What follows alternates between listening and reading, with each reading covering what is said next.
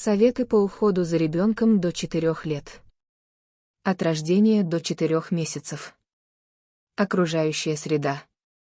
После рождения ребенка он вместе с мамой еще несколько дней находится в родильном отделении. Здесь ребенок адаптируется к внешним условиям, а его мама с помощью опытного персонала учится обращению со своим малышом.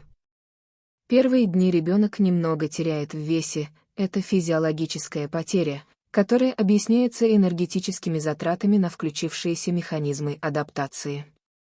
Наконец этот процесс останавливается, и ребенок начинает набирать в весе. Примерно в это время его с мамой и выписывают домой, 6-7 день после рождения. К моменту выписки родственники, главным образом счастливый отец, должны основательно подготовиться. В роддом встречать новорожденного и его маму надо явиться не только с цветами, но и иметь комплект детского белья. Обязательно 2 пеленки, хлопчатобумажную и фланелевую, чепчик, распашонку, кофточку, пару детских одеял, в зимний период одно из одеял толстое стеганое с пододеяльником. Среди людей бытует немало суеверий. Одно из них — ничего не приобретать для малыша, пока он не родится. Решать этот вопрос, покупать заранее или не покупать, предоставим будущим родителям.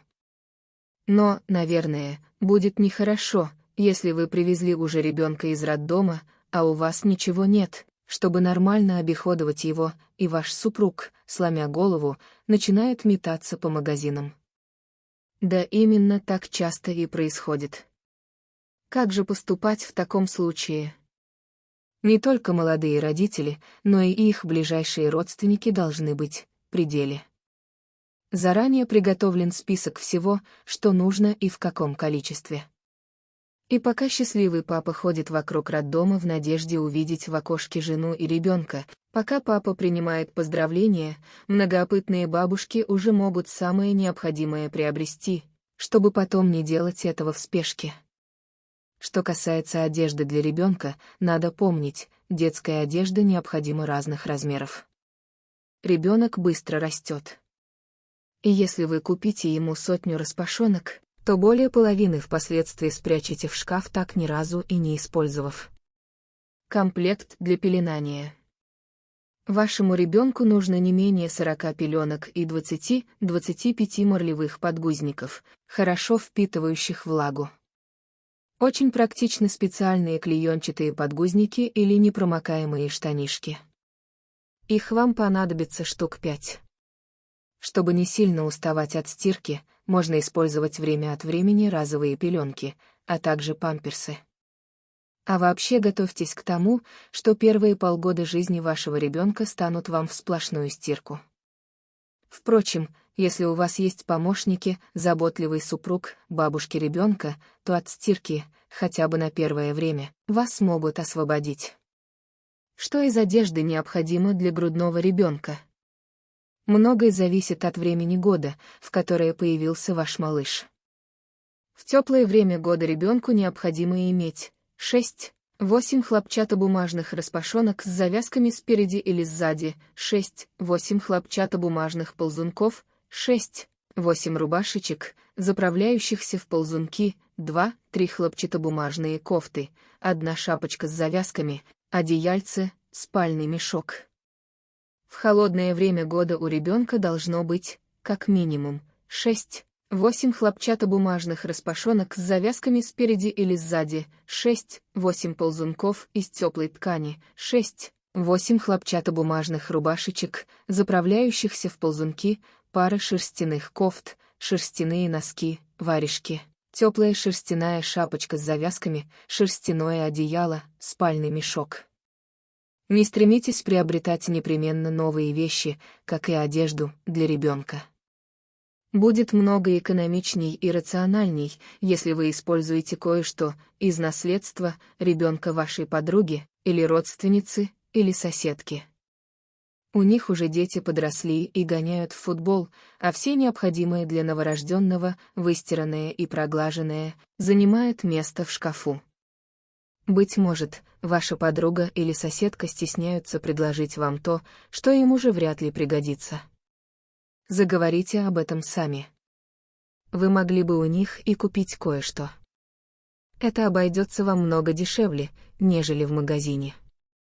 Все необходимые можно купить и по объявлению в газете. Кроватку, коляску, детский столик и так далее.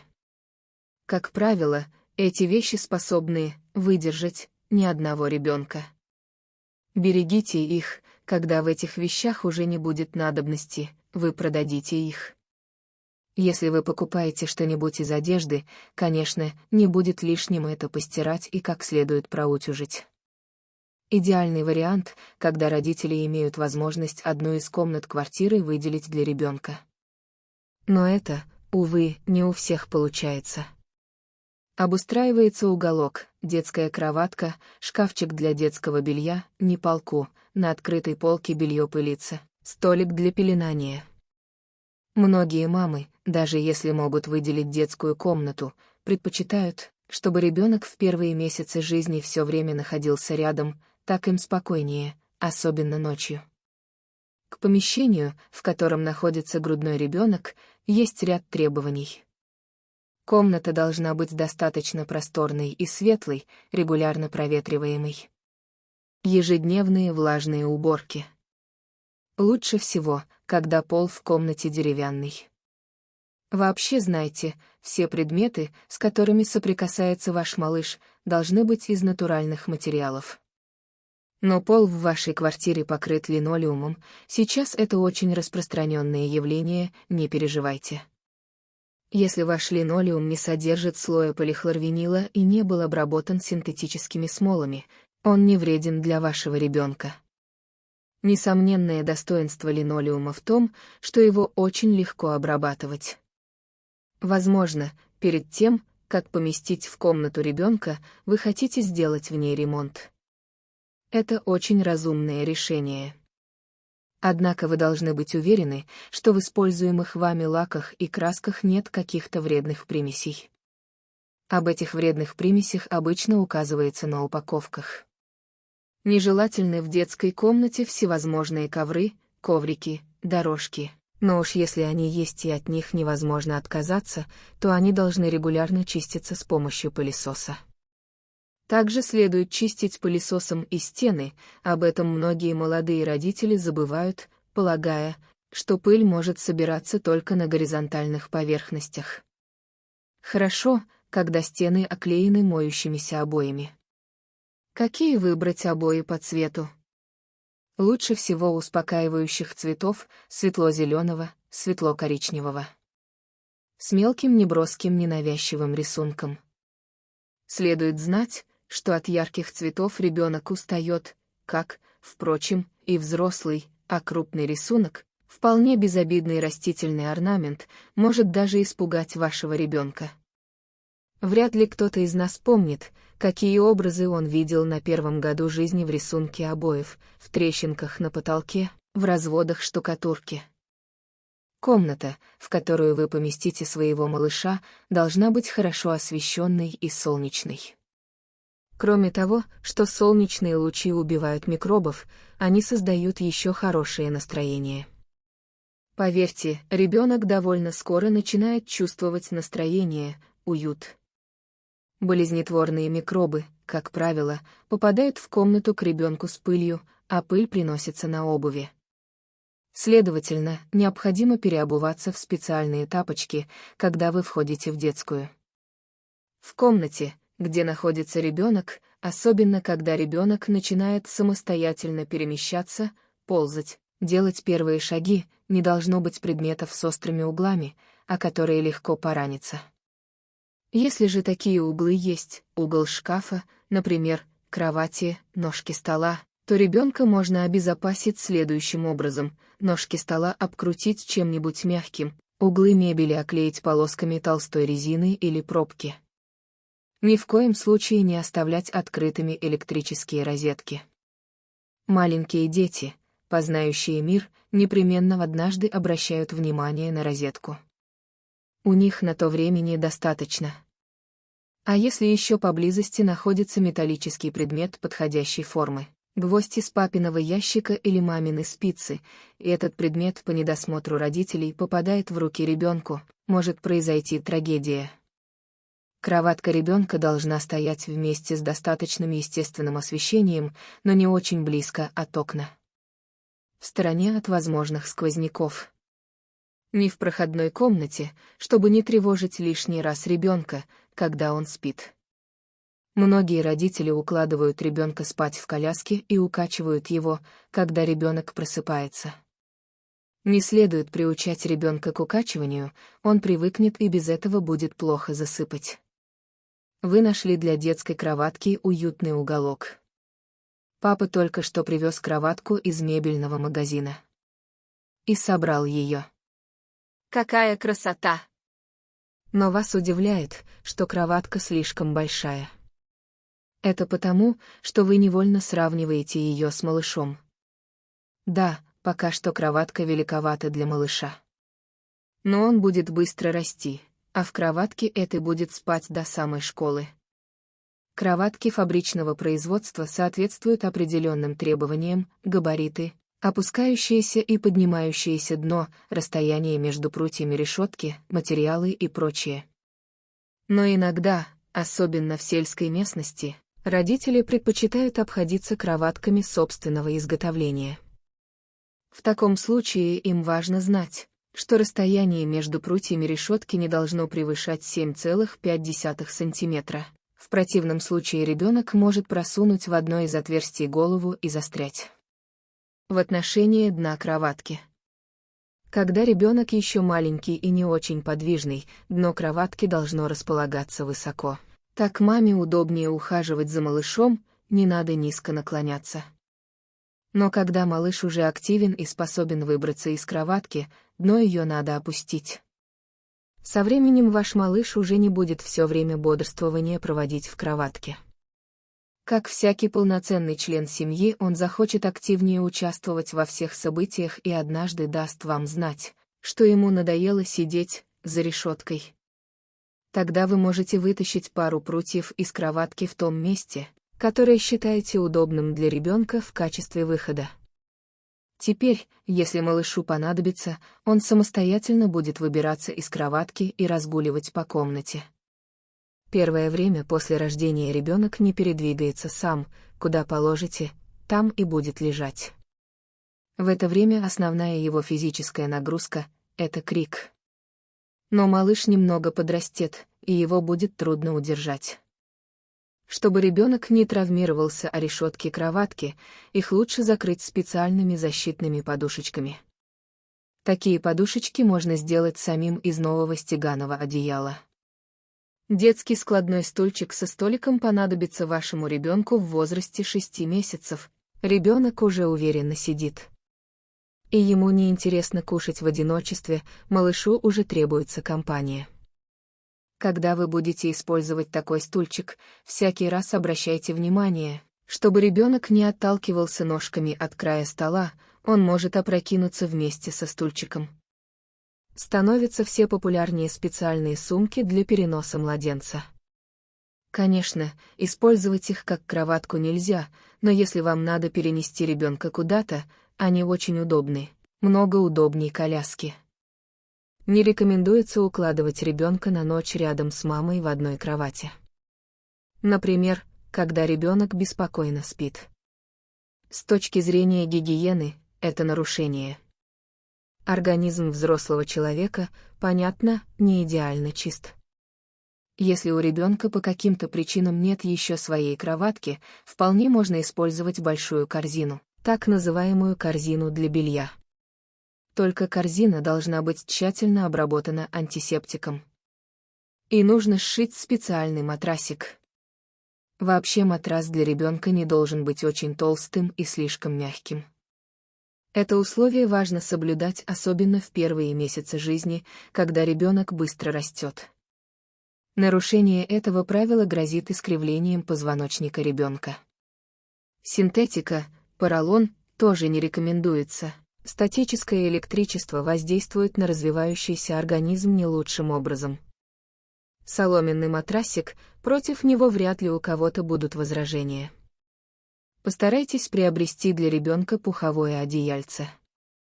Его положительные качества – пуховое одеяльце теплое и легкое. Вы будете уверены, что малышу достаточно тепло и комфортно под ним. Основные требования к одежде ребенка – она должна быть удобна в использовании, то есть легко сниматься и надеваться, и не должна стеснять движений малыша, швы не должны натирать кожу. Одежда ребенка – исключительно хлопчатобумажная. Синтетика раздражает нежную кожу новорожденного, недостаточно пропускает воздух, и кожа ребенка не может дышать. Синтетика не гигиенична, поскольку слабо впитывает влагу. Распашонки и кофточки должны быть с завязками или пуговицами, спереди или сзади. Это важно по следующей причине: если вы вдруг снимаете распашонку через голову ребенку, он пугается. Стирать пеленки необходимо очень тщательно. И тщательно же полоскать, чтобы в ткани не оставалось моющего средства, которое может раздражать очень нежную кожу ребенка. Готовьтесь к тому, что ежедневной стирки вам предстоит немало. Очень хорошо, если у вас есть стиральная машина с сушкой, она сэкономит вам много и времени, и сил. Совсем неплохо, если вам активно помогает ваш муж, если он не считает зазорным посвятить свое свободное время такому немужскому делу, как стирка пеленок. И вы должны быть уверены, что в комнате нет сквозняков. В некоторых квартирах и домах бывает много цветов и других комнатных растений в горшках, катках и даже в обширных цветниках. В детской комнате присутствие растений нежелательно. В первую очередь это касается растений токсичных, как то филодендроны, бегонии, олеандры. Но даже если растение и не токсично, вынесите его в другую комнату. Дело в том, что со временем, когда ваш ребенок станет более подвижным и начнет самостоятельно путешествовать по комнате, он, естественно, заинтересуется таким привлекательным предметом, как цветок, захочет попробовать его на вкус. Это чревато большими осложнениями. А то, не дай бог, опрокинет на себя горшок. Если уж вы дорожите своими комнатными цветами и не желаете с ними расставаться, соберите их куда-нибудь в одно место и изолируйте от малыша надежной перегородкой. Самое разумное — вынести цветы в другую комнату. В летнее время можно их выставить на балкон. Необходимо почаще проветривать помещение. Ребенка на время проветривания переносите в другую комнату. Или проветривайте во время его прогулки. Самый эффективный способ проветривания — проветривание сквозняком. За несколько минут воздух в комнате заменяется полностью. Можно оставлять приоткрытой на ночь форточку. Но при условии, что поступающий воздух не устремляется прямиком на ребенка, малыша можно загородить от форточки простыней. И вы должны быть уверены, что в комнате нет сквозняков. Очень нужный предмет в детской комнате — стенной термометр. Он позволяет контролировать температуру. Температура в 18-20 градусов оптимальная. Ночью она может быть еще ниже, 12-15 градусов. Стенной термометр следует поместить на уровне детской кроватки.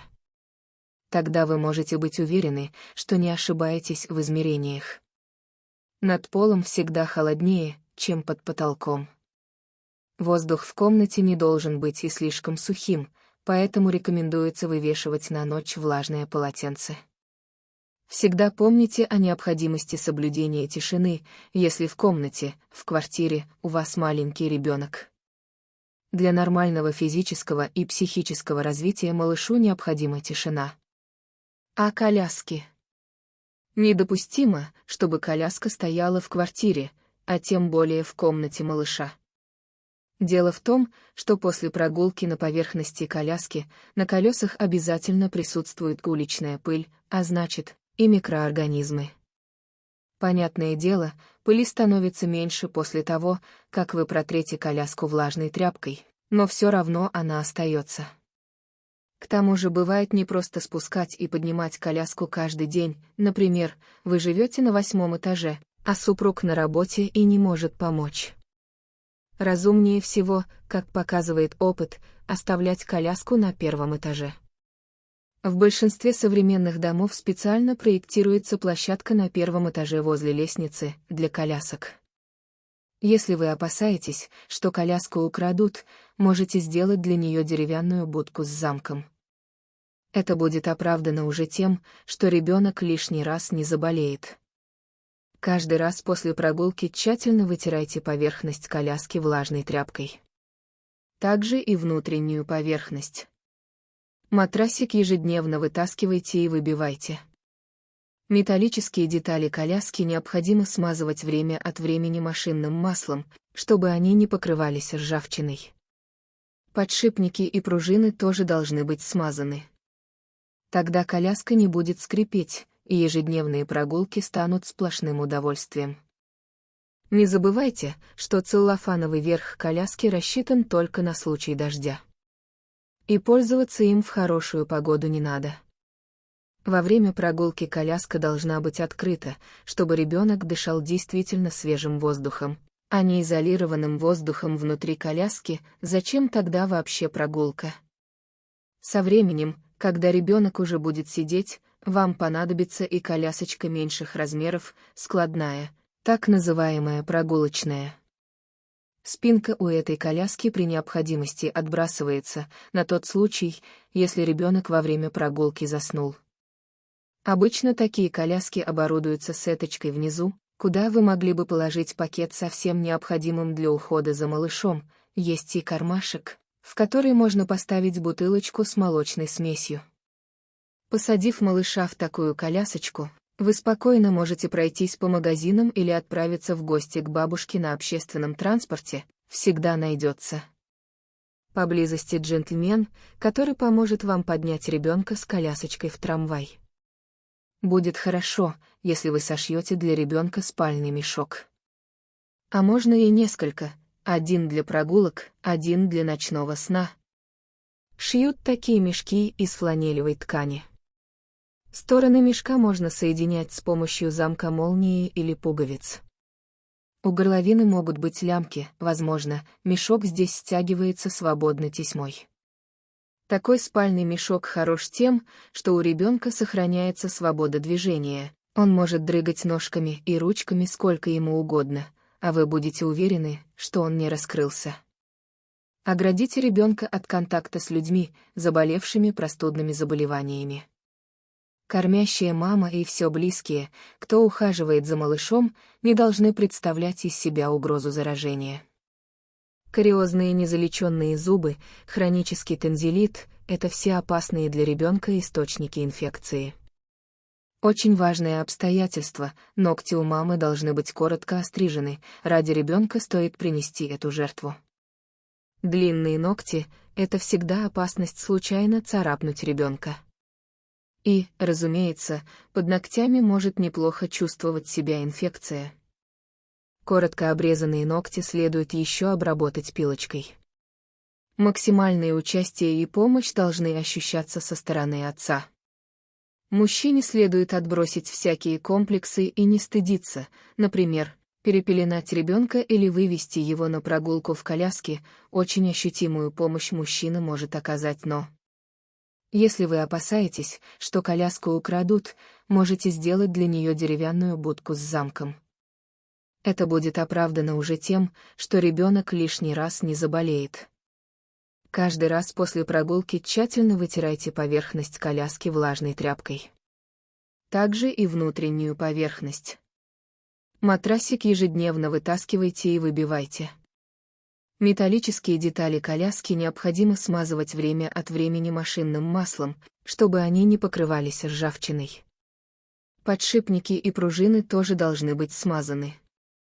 Тогда коляска не будет скрипеть, и ежедневные прогулки станут сплошным удовольствием. Не забывайте, что целлофановый верх коляски рассчитан только на случай дождя. И пользоваться им в хорошую погоду не надо. Во время прогулки коляска должна быть открыта, чтобы ребенок дышал действительно свежим воздухом, а не изолированным воздухом внутри коляски. Зачем тогда вообще прогулка? Со временем, когда ребенок уже будет сидеть, вам понадобится и колясочка меньших размеров, складная, так называемая прогулочная. Спинка у этой коляски при необходимости отбрасывается, на тот случай, если ребенок во время прогулки заснул. Обычно такие коляски оборудуются сеточкой внизу, куда вы могли бы положить пакет со всем необходимым для ухода за малышом, есть и кармашек, в который можно поставить бутылочку с молочной смесью. Посадив малыша в такую колясочку, вы спокойно можете пройтись по магазинам или отправиться в гости к бабушке на общественном транспорте, всегда найдется поблизости джентльмен, который поможет вам поднять ребенка с колясочкой в трамвай. Будет хорошо, если вы сошьете для ребенка спальный мешок. А можно и несколько, один для прогулок, один для ночного сна. Шьют такие мешки из фланелевой ткани. Стороны мешка можно соединять с помощью замка молнии или пуговиц. У горловины могут быть лямки, возможно, мешок здесь стягивается свободно тесьмой. Такой спальный мешок хорош тем, что у ребенка сохраняется свобода движения, он может дрыгать ножками и ручками сколько ему угодно, а вы будете уверены, что он не раскрылся. Оградите ребенка от контакта с людьми, заболевшими простудными заболеваниями. Кормящая мама и все близкие, кто ухаживает за малышом, не должны представлять из себя угрозу заражения. Кариозные незалеченные зубы, хронический танзелит – это все опасные для ребенка источники инфекции. Очень важное обстоятельство – ногти у мамы должны быть коротко острижены, ради ребенка стоит принести эту жертву. Длинные ногти – это всегда опасность случайно царапнуть ребенка. И, разумеется, под ногтями может неплохо чувствовать себя инфекция. Коротко обрезанные ногти следует еще обработать пилочкой. Максимальное участие и помощь должны ощущаться со стороны отца. Мужчине следует отбросить всякие комплексы и не стыдиться, например, перепеленать ребенка или вывести его на прогулку в коляске. Очень ощутимую помощь мужчина может оказать ночью, если перепеленает ребенка, предоставит лишнюю возможность кормящей маме отдохнуть. Ну а уж поиграть с ребенком, не забывайте, что во время игры малыш развивается, познает мир, это доставляет и папе, и ребенку ни с чем не сравнимое удовольствие. В той комнате, в которую вы поместите ребенка, не должно быть ничего лишнего. Имеется в виду и мебель. И не только потому, что на мебели собирается пыль, пыль ведь собирается и на полу. Громоздкие и не очень практичные вещи вытесняют из комнаты объем воздуха, так нужный для нормального развития ребенка.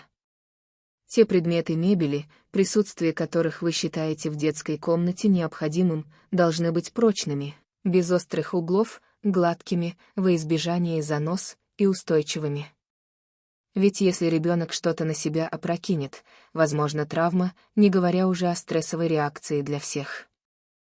Если вы живете в своем доме, сделайте недоступными для ребенка камины, русские печи, лестницы, вход в погреб и так далее. Вовремя позаботившись о решетках ограждения, вы убережете ребенка от ожогов и травм. Возьмите себе за правило, когда ребенок покинул пределы детской комнаты, он должен постоянно быть под контролем кого-то из взрослых. В городской квартире несомненную опасность для ребенка представляют радиаторы отопления. Сделайте так, чтобы они были у вас закрыты специальными панелями. Если ваш ребенок с вами на кухне, не подпускайте его близко к плите. И вообще, когда что-то готовите на кухне, не нужно, чтобы ребенок был рядом.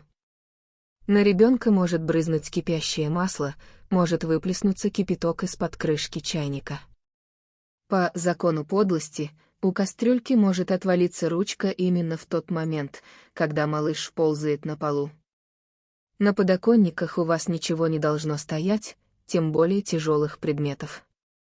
Ребенок вполне способен сбросить на себя что-нибудь. Оградите доступ к окнам. Или следите за тем, чтобы окна были надежно закрыты, хотя бы вы живете и на первом этаже.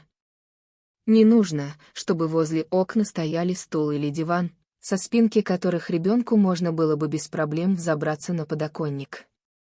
Если ребенок сорвется с подоконника на пол, это будет неприятное для всех испытание. Позаботьтесь о том, чтобы в руки ребенку не попали спички. Ребенок глазастый. Он очень внимательно за вами следит, он ведь познает мир. Пару раз увидев, какой фокус вы проделываете со спичками, он уже приблизительно представляет, чего и ему добиваться от этого любопытного предмета. Держите спички подальше от малыша. Большую опасность для ребенка представляет и домашняя аптечка. Упаковки лекарств очень привлекательные и яркие, к ним так и тянется рука ребенка. А некоторые таблетки покрыты сладкой оболочкой. В недоступных же для детей местах должны храниться и все чистящие и моющие средства. Например, в ванной комнате в запирающемся шкафчике. Это были рекомендации, касающиеся вашего дома, вашего быта. Теперь немного о медицинском обеспечении. У некоторых мам неизвестно, на каких основаниях сложилось устойчивое мнение, что детская поликлиника – это учреждение, в которое являются за медицинской помощью с заболевшим ребенком. Это неправильная ориентация.